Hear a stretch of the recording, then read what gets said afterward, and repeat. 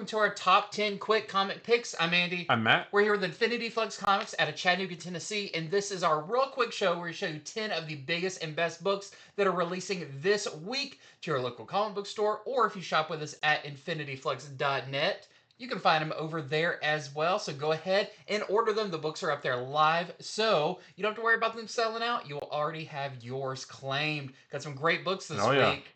Yeah, we're gonna start with a little indie book that could. This is called Invincible Universe Battle Beast #1. Holy cow, you guys! Yeah. This is phenomenal. So this is written by Robert Kirkman, art by Ryan Ottley, and this issue takes place immediately following the big battle between Battle Beast and Invincible and a bunch of other heroes and villains in Invincible #19. This starts off with Battle Beast going through the other side of that door that he left through, and then this issue and the series continues from that moment on as we see Battle Beast go on this quest to find somebody who is worthy of fighting him, worthy of taking on his strength. He has this unquenchable rage, and he wants to find somebody that actually can defeat him or maybe even kill him in battle. And it leads to some really awesome fights, some great artwork. It's just as bloody as you would expect an Invincible Universe book to be. I mean, this one has it all. First up for me, I've got Supergirl #1, our next new #1 from DC. This is written and drawn by Sophie Campbell. And this is really fun as Supergirl, she defends Metropolis, even the bottle city of Kandor, but she's still constantly getting compared with Superman, her cousin. And one day she gets a call from her parents in Midvale, her kind of adoptive parents in her adoptive town. And she heads back there, kind of looking, for a fresh start, only to discover that Supergirl is already there, and people are soon forgetting about this Supergirl, calling her a fake. Mm-hmm. So, what is going on in Midvale? We'll have to read it to find Yeah. out. But I thought it was a really fun, kind of local story Yeah. for Supergirl. All right, so next up is Gwenpool #1, and this isn't the Gwenpool that we've known for a few years, although she is in this. But allegedly, according to Marvel, this is the return of the original Gwen Stacy, who died at the hands of the Green Goblin back in the early 70s. She is supposedly back now, somehow, some way, and is now this kind of Deadpool-looking character. We don't really know if that's true or not. That is not confirmed in this, but we also get Spider-Man and the actual Gwenpool fighting, let's just say, a very large villain. But Mhm. there's something else going on too. Not only is this a mystery, but there's something else going on too that's affecting Spider-Man quite a lot. So lots of mysteries here. This was actually a lot better than I thought it would be. Next up, a big book in multiple ways. This is Exquisite Mm. Corpses. This is, I believe, a triple-sized first issue by James Tynan and the artist by Michael Walsh. This is really exciting. They've been teasing this for a long time as we follow these 13 families that are now secretly ruling the United States from the shadows. And every 5 years, a different family takes over. But how do they choose that? By dropping their own personal serial killer into a small town, and they all fight, and whoever comes out on top is who's going to rule for the next 5 years.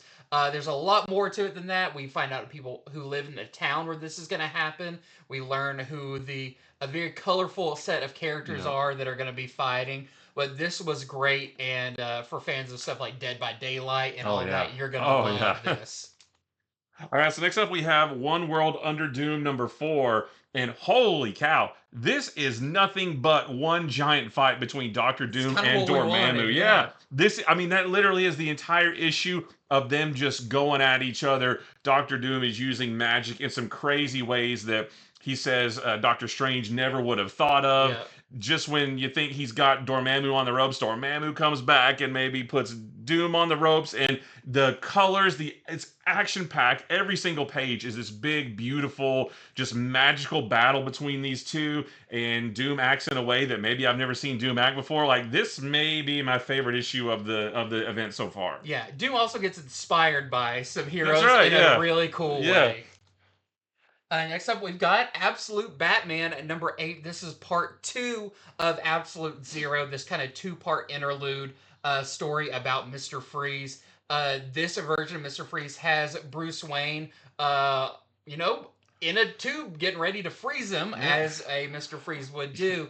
And we do get some flashes of Bruce Wayne as a kid and what uh, what did Matches Malone really do in the formation of Batman? We learn something pretty extreme happened that is pretty interesting in setting up this version of Batman. Plus, this is going to be leading into the Bane story coming next, so don't miss the second part in this Yep. two-part interlude issue with Absolute Batman. Well, next, I wanted to talk about Green Lantern Corps #4 because this is also my favorite issue of this series so far. It's so much fun. There are two stories in this. There is one story where Guy Gardner begins training a new Green Lantern recruit. He's this little kind of lion looking creature named Narf. He's very small and cute and timid, but I think maybe he has a big secret that we don't see in this issue. And that's really cool. And also, we have Simon Baz and Kelly and Ellie. They go to this place called Necrocopia, which is a giant dead starro that has been turned Oh, into a city, kind of like Nowhere in yeah. Marvel.